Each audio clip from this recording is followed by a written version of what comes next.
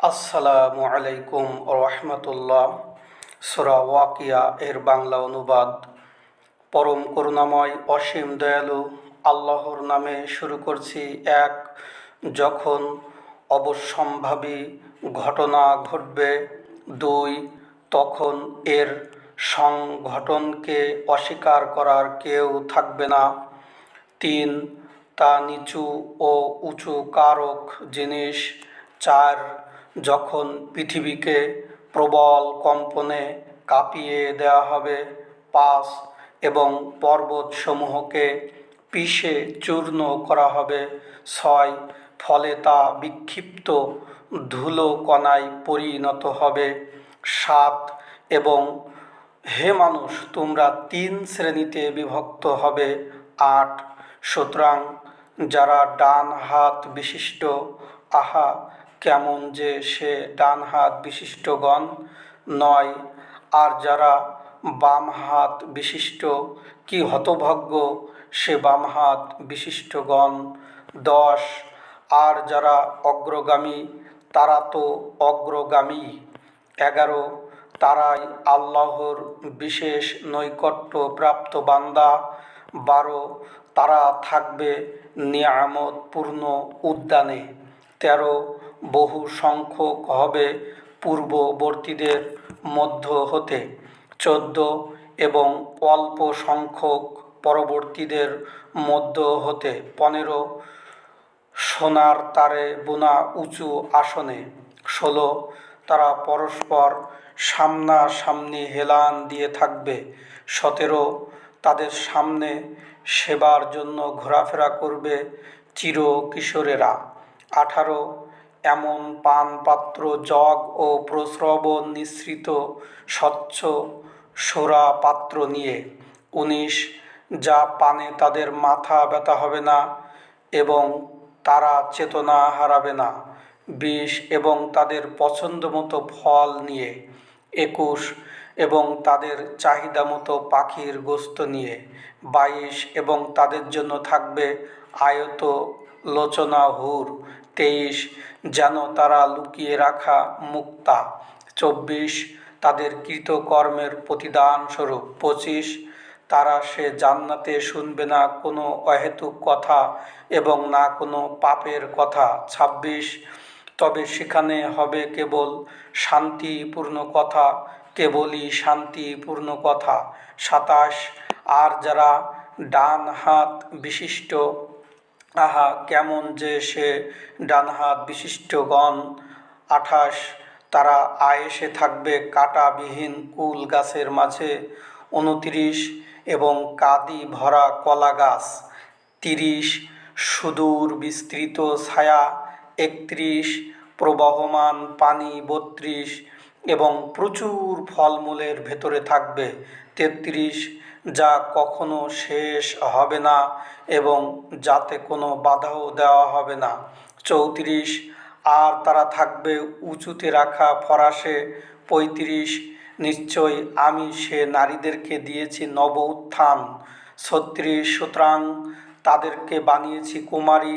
37, স্বামীদের পক্ষে প্রেমময়ী ও সমবয়স্কা। 38, সবই ডান হাত বিশিষ্টদের জন্য। 39, যাদের মধ্যে অনেকে হবে পূর্ববর্তীদের মধ্য হতে। 40, এবং অনেকে হবে পরবর্তীদের মধ্য হতে। 41, আর যারা বাম হাত বিশিষ্ট, কি হতভাগ্য সে বাম হাত বিশিষ্টগণ। 42, তারা থাকবে উত্তপ্ত বায়ু ও ফুটন্ত পানিতে। 43, কালো ধোঁয়ার ছায়ায়। 44, যা হবে না শীতল না উপকারী। 45, ইতিপূর্বে তারা ছিল আরামায়েশের ভেতরে। 46, অতি বড় পাপের উপর অনড় থাকত। 47, এবং বলতো, আমরা যখন মরে যাব এবং মাটি ও অস্থিতে পরিণত হব, তখনও কি আমাদেরকে পুনরায় জীবিত করা হবে। 48, এবং আমাদের বাপদাদাদেরকেও, যারা পূর্বে গত হয়েছে, তাদেরকেও জীবিত করা হবে। 49, বলে দাও, নিশ্চয়ই আগের ও পরের সমস্ত লোককে। 50, নির্দিষ্ট এক দিনের স্থিরীকৃত সময়ে একত্র করা হবে। 51 অতঃপর হে বিশ্বাসী পথভ্রষ্টগণ, অবশ্যই তোমরা 52 এমন এক গাছ থেকে খাবে যার নাম জাক্কুম। 53 অতঃপর তা দ্বারা উদর পূর্ণ করবে। 54 তদুপরি পান করবে ফুটন্ত পানি। 55 পানও করবে সেইভাবে যেভাবে পান করে তৃষ্ণার রোগে আক্রান্ত উট। 56 এটাই বিচার দিবসে তাদের আপ্যায়ন। 57 আমি তোমাদেরকে সৃষ্টি করেছি, অতঃপর তোমরা কেন বিশ্বাস করছো না? 58 আচ্ছা বলো তো, তোমরা যে বীর্যস্খলন করো। 59 তা কি তোমরা সৃষ্টি করো, না আমি তার স্রষ্টা? 60 আমি তোমাদের মধ্যে মৃত্যুর ফায়সালা করে রেখেছি এবং এমন কেউ নেই যে আমাকে ব্যর্থ করে দিতে পারে। 61 এ ব্যাপারে যে আমি তোমাদের স্থলে তোমাদের মতো অন্য লোক আনয়ন করব এবং তোমাদেরকে এমন কোনো রূপ দান করব যা তোমরা জানো না। 62 তোমরা তো তোমাদের প্রথম সৃজন সম্পর্কে অবগত আছো, তা সত্ত্বেও তোমরা কেন উপদেশ গ্রহণ করো না? 63 তোমরা কি ভেবে দেখেছ, তোমরা জমিতে যা কিছু বোনো, 64 তা কি তোমরা উদ্গত করো, না আমি তার উদ্গত করি? 65 আমি ইচ্ছা করলে তা চূর্ণ বিচ্ছিন্ন করে দিতে পারি, ফলে তোমরা হতবুদ্ধি হয়ে পড়বে। 66 যে আমরা তো দায়গ্রস্ত হয়ে পড়লাম। 67 বরং আমরা সম্পূর্ণ বঞ্চিত হলাম। 68 আচ্ছা বলো তো, এই যে পানি তোমরা পান করো।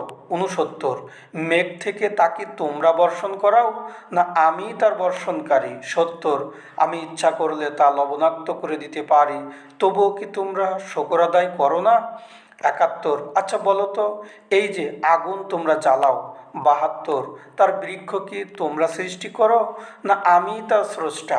73 আমি তাকে বানিয়েছি উপদেশের উপকরণ এবং মরুচারীদের জন্য উপকারী বস্তু। 74 সুতরাং হে রাসূল, তুমি তোমার মহান প্রতিপালকের নাম নিয়ে তার তাসবিহ পাঠ করো।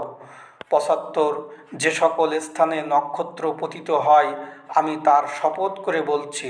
76 আর তোমরা যদি বোঝো তো এটা এক মহা শপথ। 77 নিশ্চয়ই এটা অতি সম্মানিত কোরআন। 78 যা এক সুরক্ষিত কিতাবে পূর্ব থেকেই লিপিবদ্ধ আছে।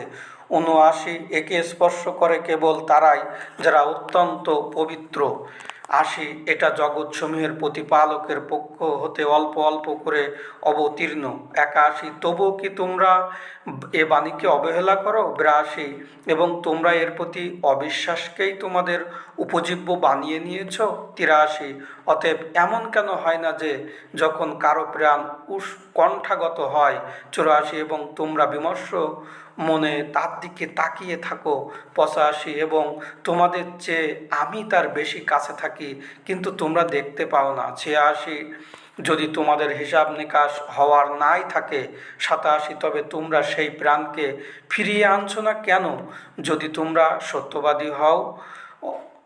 88 অতএব সে মৃত ব্যক্তি যদি আল্লাহর নৈকট্যপ্রাপ্ত বান্দাদের একজন হয়। 89 তবে তার জন্য শুধু নিয়ামতপূর্ণ উদ্যান। 90 আর যদি হয় ডান হাত বিশিষ্টদের অন্তর্ভুক্ত। 91 তবে তাকে বলা হবে যে তোমার জন্য রয়েছে শান্তি, যেহেতু তুমি ডান হাত বিশিষ্টদের অন্তর্ভুক্ত। 92 আর যদি হয় সেই পথভ্রষ্টদের অন্তর্ভুক্ত যারা সত্য প্রত্যাখ্যান করত। 93 তার জন্য আছে ফুটান্ত পানির আপ্যায়ন। 94 আর জাহান্নামে প্রবেশ করবে। 95 এতে কোনো সন্দেহ নেই যে এটাই যথার্থ সুনিশ্চিত বিষয়। 96 সুতরাং হে রাসূল, তুমি তোমার মহান প্রতিপালকের নাম নিয়ে তার তাসবিহ পাঠ করো। আলহামদুলিল্লাহ। সূরা ওয়াকিয়ার অনুবাদ শেষ হলো।